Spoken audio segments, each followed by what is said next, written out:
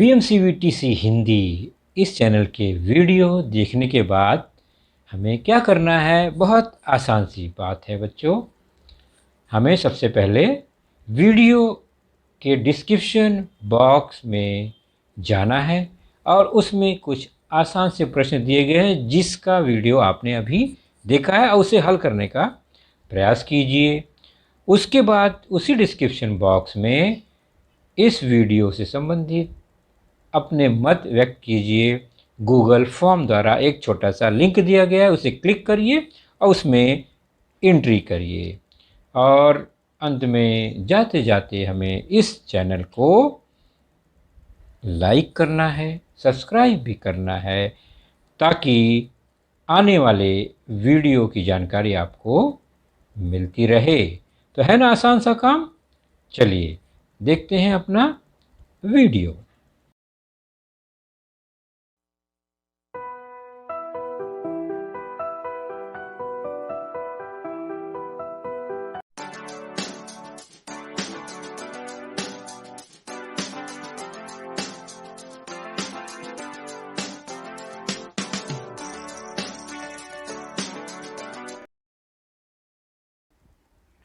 शिष्यवृत्ति परीक्षा कक्षा 8वीं विषय गणित का हमारा यह वीडियो, जिसमें हम देखेंगे टॉपिक है योगात्मक व गुणात्मक प्रतिलोम।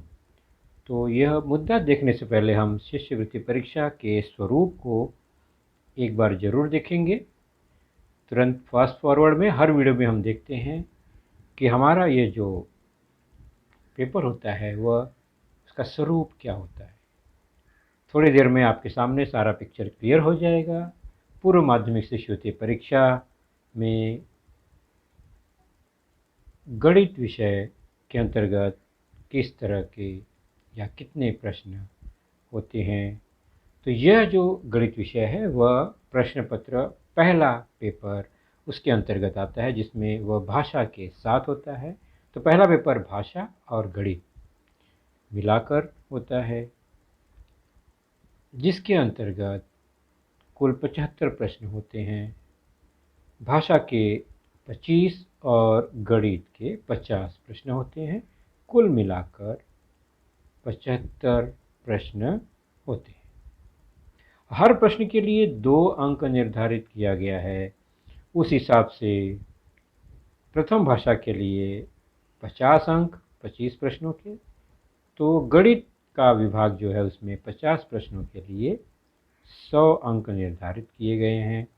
कुल मिलाकर 75 प्रश्न के लिए 150 अंक, 150 अंक का यह पेपर है। प्रश्न पत्र पहला। और ये जो प्रश्न है, प्रश्न पत्र है, इसे हल करने के लिए हमारे पास कुल 1.5 घंटे का 90 मिनट का समय होता है। तो ये रहा परीक्षा का स्वरूप। प्रश्न पत्र मिलने के बाद,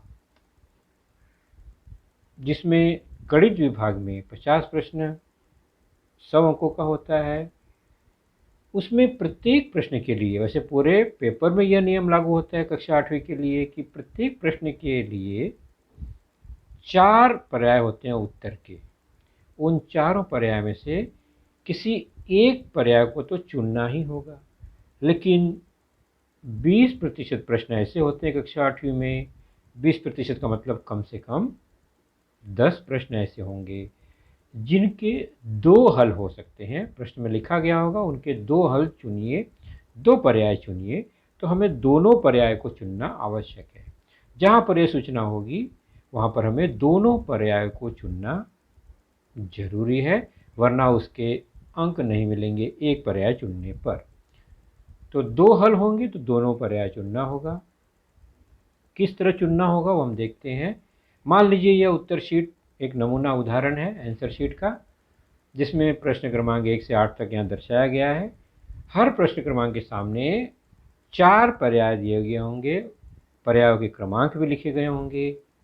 केवल खाली वृत्त नहीं दिखाई देगा, उसमें उसके क्रमांक भी लिखे गए होंगे, 1 2 3 4 इस तरह। हर प्रश्न में यह उत्तर के लिए इस तरह से अंक दिए गए होंगे ऑप्शन दिए गए हैं, पर्याय दिए गए हैं। मान लीजिए कि पहले प्रश्न का पर्याय पहला और तीसरा सही है, तो केवल पहला या केवल तीसरे को ही हम चुनेंगे नहीं, हम पहले को भी चुनेंगे और तीसरे को भी चुनेंगे। तो दोनों पर्याय को चुनने के बाद ही हमारा यह पूर्ण होता है काम।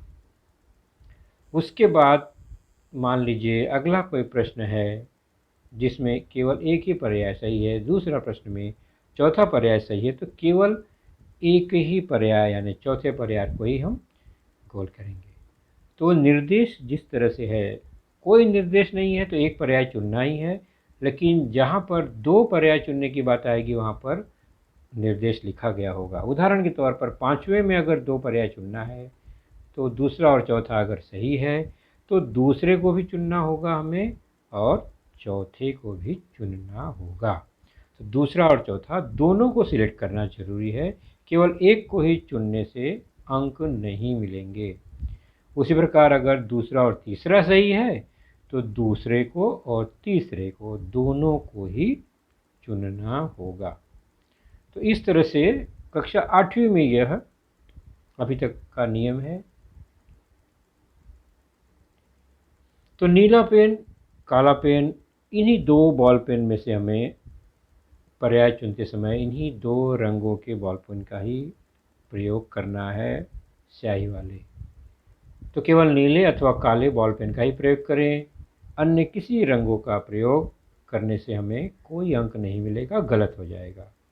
तो आप लाल पेन, हरा पेन, पीला पेन, गुलाबी पेन का प्रयोग न करें, तो ये हमें नहीं करना है। तो बात समझ में आ गई आपको? चलिए अब चलते हैं अपने टॉपिक की ओर। शिष्यवृत्ति परीक्षा 8वीं कक्षा का गणित विभाग का हमारा यह वीडियो, जिसके अंतर्गत हम आज जानेंगे योगात्मक व गुणात्मक प्रतिलोम। प्रतिलोम शब्द ही उसका अर्थ समझ लेते हैं। प्रतिलोम क्या है? तो प्रतिलोम इनवर्स दो प्रकार का होता है, एक तो योगात्मक प्रतिलोम, दूसरा गुणात्मक प्रतिलोम, और यह दो संख्याओं के आपसी संबंध को दर्शाता है। यानी जोड़ी के अनुसार ये संख्याएं होती हैं जो एक दूसरे की प्रतिलोम होती हैं।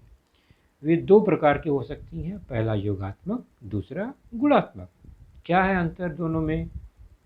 तो संख्याओं की ऐसी जोड़ी, तो दो संख्या तो होनी चाहिए जिनका क्या रिश्ता है कि जोड़ने पर जीरो आ जाए। अगर वो दो संख्याओं को जोड़ा गया और जीरो आ गया तो वह योगात्मक प्रतिलोम होंगे एक दूसरे के। तो योगफल शून्य आ जाए, दो संख्याओं को जोड़ने पर योगफल शून्य आए तो वे दोनों एक दूसरे के योगात्मक प्रतिलोम कहलाते हैं। तो योगात्मक प्रतिलोम मतलब उनका योगफल शून्य। दूसरा, संख्याओं की ऐसी जोड़ी जिनका गुणनफल यानी गुणा किया अगर उनको तो एक आ गया, तो ऐसी जोड़ी को एक दूसरे की गुणात्मक प्रतिलोम कहते हैं। उनका गुणनफल एक आएगा। सिंपल सी बात है, योगफल शून्य आए तो योगात्मक प्रतिलोम, गुणनफल एक आए तो गुणात्मक प्रतिलोम। इसके विपरीत कहेंगे कि दो संख्याओं का गुणात्मक प्रतिलोम, संख्याओं का गुणात्मक प्रतिलोम का अर्थ है ऐसी संख्या खोजना जिसमें पहली संख्या से गुणा करें या उस संख्या से गुणा करें तो गुणनफल एक आए, तो वह गुणात्मक प्रतिलोम है। उदाहरण द्वारा समझते हैं।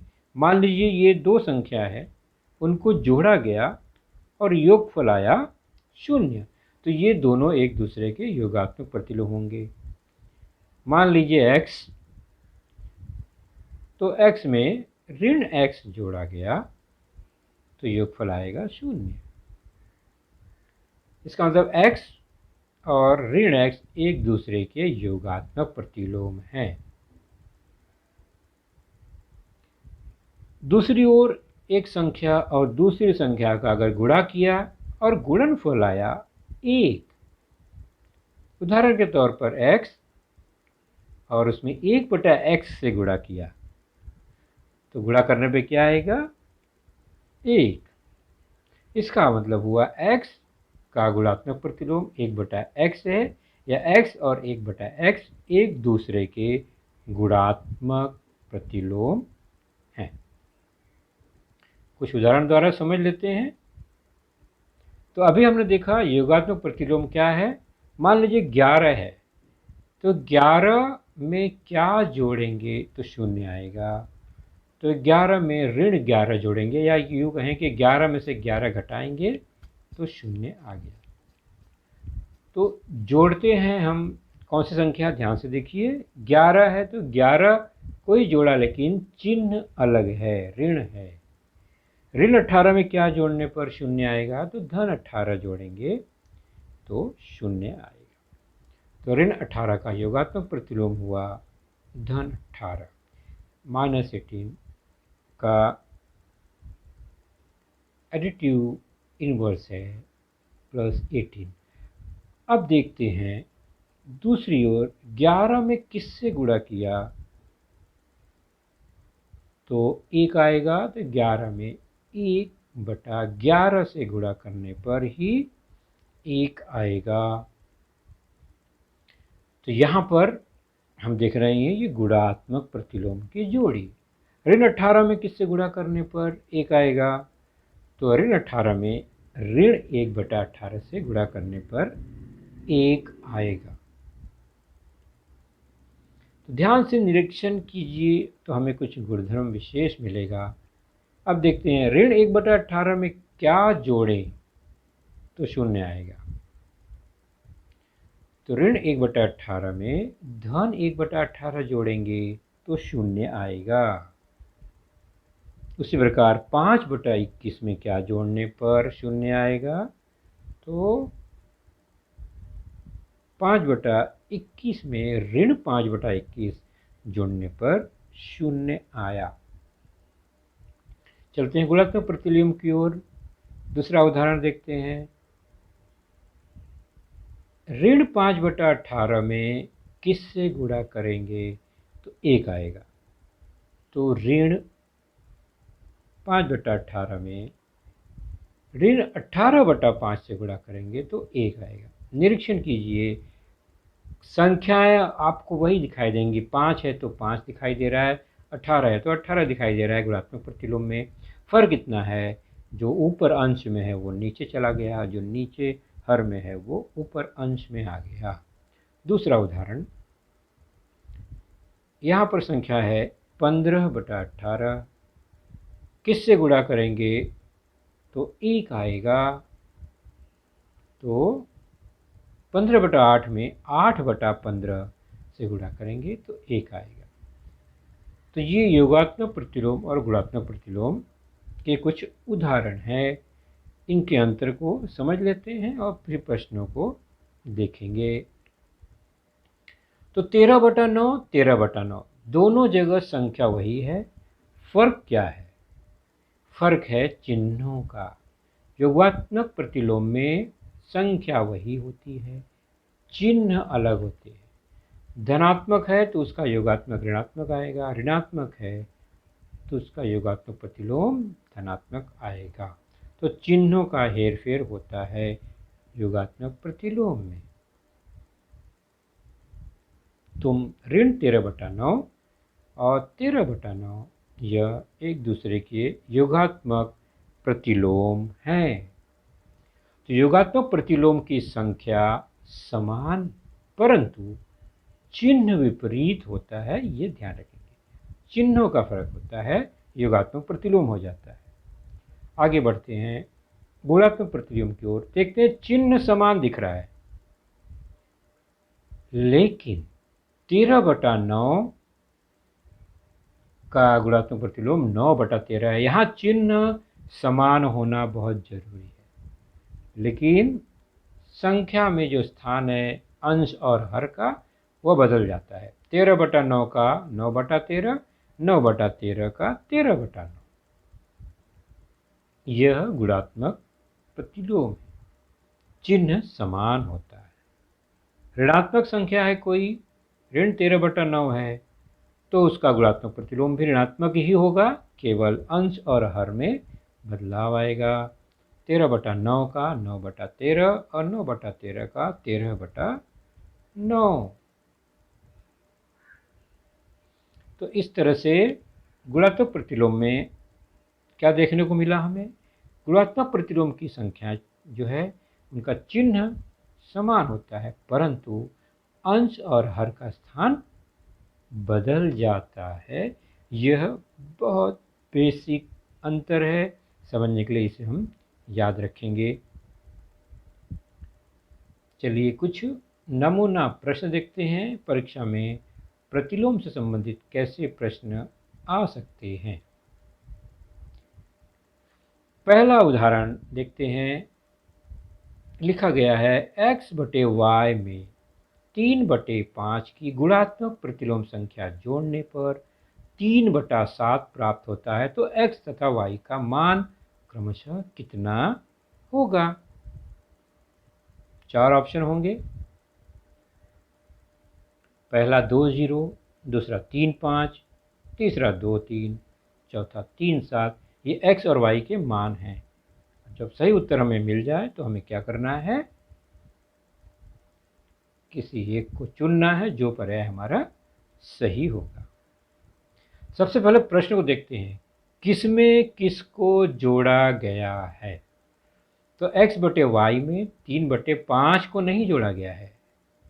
x/y में जोड़ा गया है 3/5 नहीं, इसका गुणात्मक प्रतिलोम जोड़ा गया है, मतलब 5/3 को जोड़ा गया है।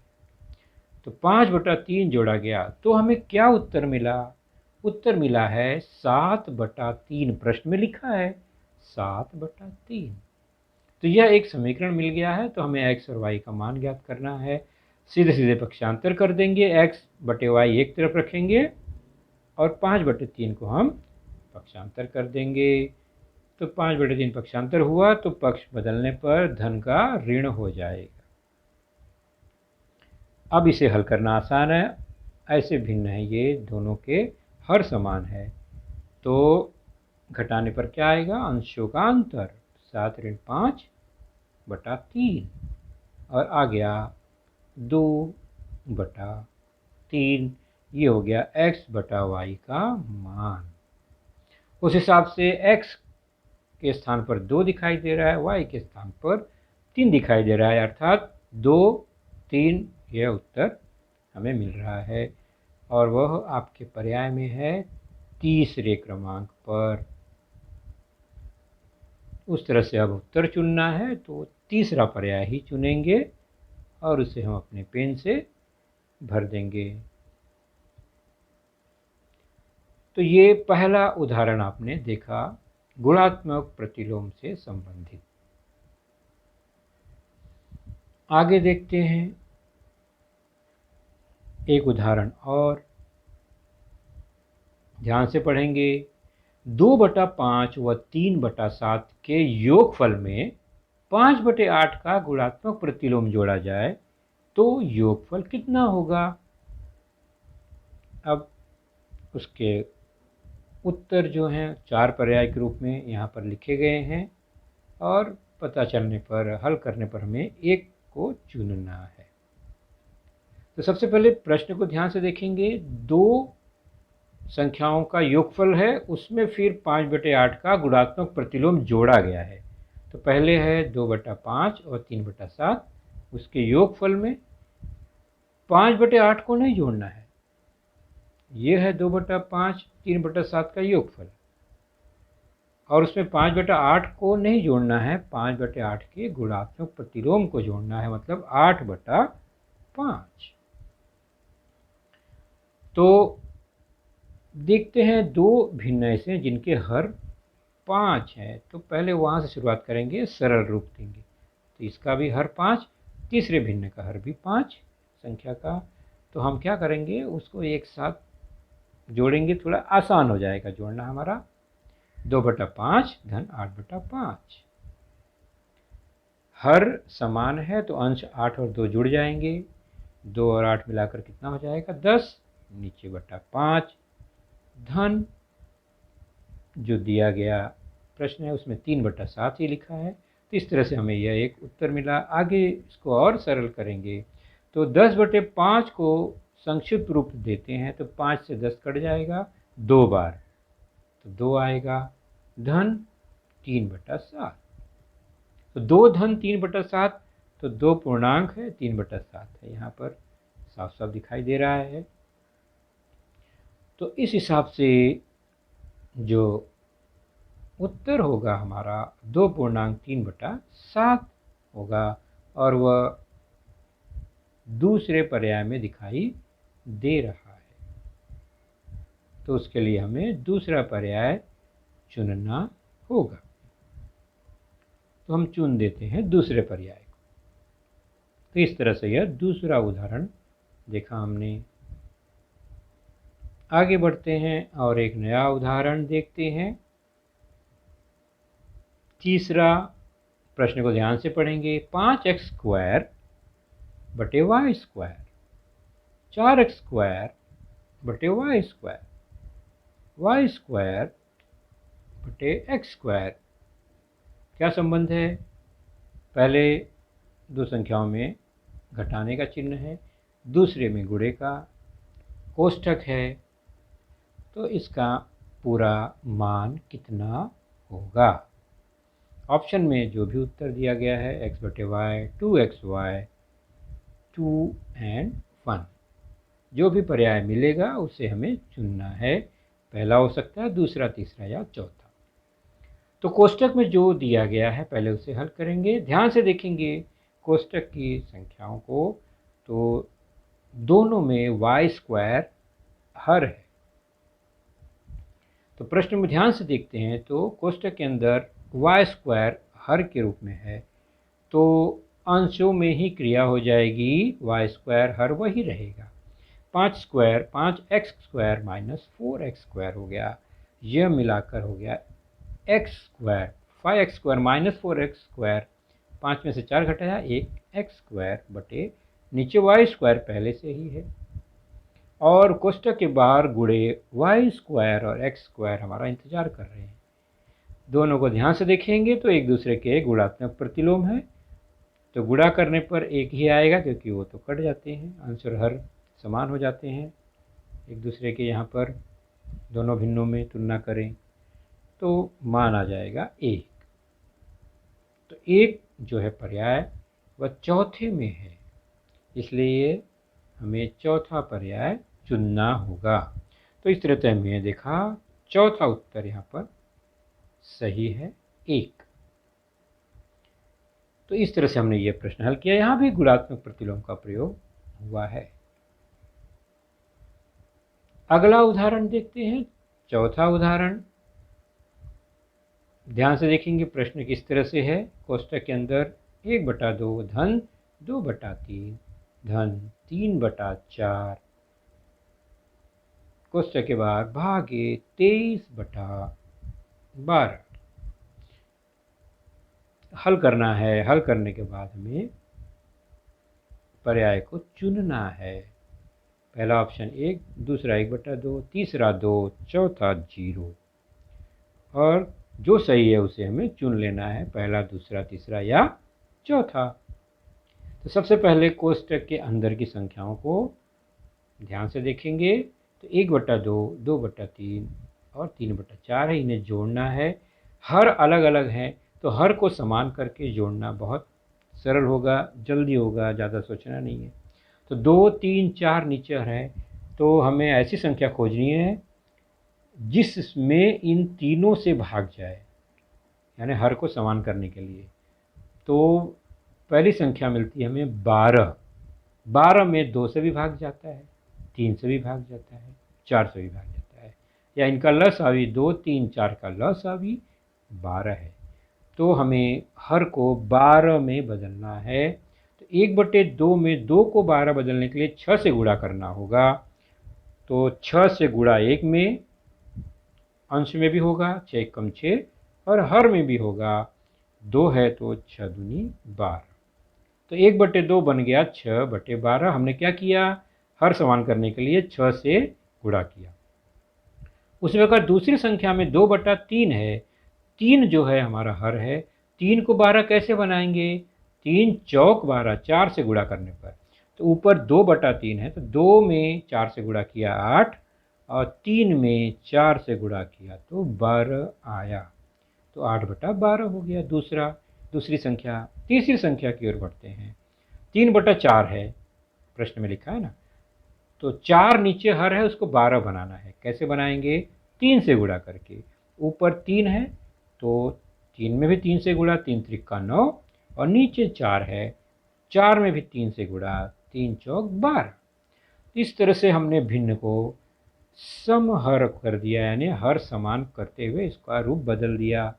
अब इसे जोड़ना आसान हो जाएगा। आगे की संख्या वैसे ही रहेगी, 23/12। कोष्ठक की संख्याओं में 12 हर समान है सबका, तो ऊपर 6, 8, 9 जुड़ जाएगा, नीचे 12 ही रहेगा, बराबर। यहाँ आगे भाग देकर 23/12 संख्या वही लिखेंगे। सरल करेंगे तो 6, 8, 9 जुड़ेगा ऊपर एक साथ, और जुड़ के हो जाएगा 6, 8, 14 और 9, 23/12। और भागे कितना है? 23/12। तो भाग देना है उसी संख्या से तो 1 आएगा, या गुणा करेंगे उसका गुणात्मक प्रतिलोम बन जाएगा, तो भी गुणा करने पर 1 उत्तर आएगा। तो इसका मान 1 आ जाएगा। तो पूरा हल करके हमें लिखना नहीं है, हमें प्रश्न को हल करके किसी को दिखाना नहीं है। हमें अगर आगे बिना हल किए ही हमें अगर उत्तर आ गया, कैलकुलेशन हमने कर लिया मन ही मन में, तो भी हमारा काम बन गया, 1 उत्तर आया। तो ऑप्शन कौन सा चुनेंगे हम 1 के लिए? तो हमारे पर्याय में पहले ऑप्शन में ही 1 है, तो हम उत्तर चुनते समय पहला पर्याय ही चुनेंगे, क्योंकि पहले पर्याय का उत्तर 1 है। तो इस तरह से यह पहला पर्याय सही होगा। तो हमने 4 उदाहरण देखे प्रतिलोम से संबंधित, खासकर गुणात्मक प्रतिलोम से संबंधित। हमारा अगला जो टॉपिक होगा वो होगा 1.5 संख्या रेखा नंबर लाइन। तो बच्चों, आपने देखा आज का लेसन, उसके प्रमुख मुद्दों को ध्यान से बार बार दोबारा देखकर समझने का प्रयास कीजिए, क्योंकि एक बार देखने पर किसी को भी वो पूरा मुद्दा समझ में नहीं आता। तो जैसे ही हम 2 बार 3 बार देखेंगे तो हमें वह समझ में आने लगेगा। और इसके आगे की जानकारी जो होगी बच्चों, वह निश्चित ही हमारे अगले वीडियो में होगी। तो उस वीडियो को देखने के लिए, उसकी सूचना प्राप्त करने के लिए जो नीचे सब्सक्राइब का बटन होता है उसे ज़रूर प्रेस कीजिए और नोटिफिकेशन ऑन रखिए, ताकि जैसे ही हमारा लेसन चैनल पर डाला जाएगा आपको वह तुरंत प्राप्त होगा। तो अपना ख्याल रखिए, सुरक्षित रहिए। Thank you.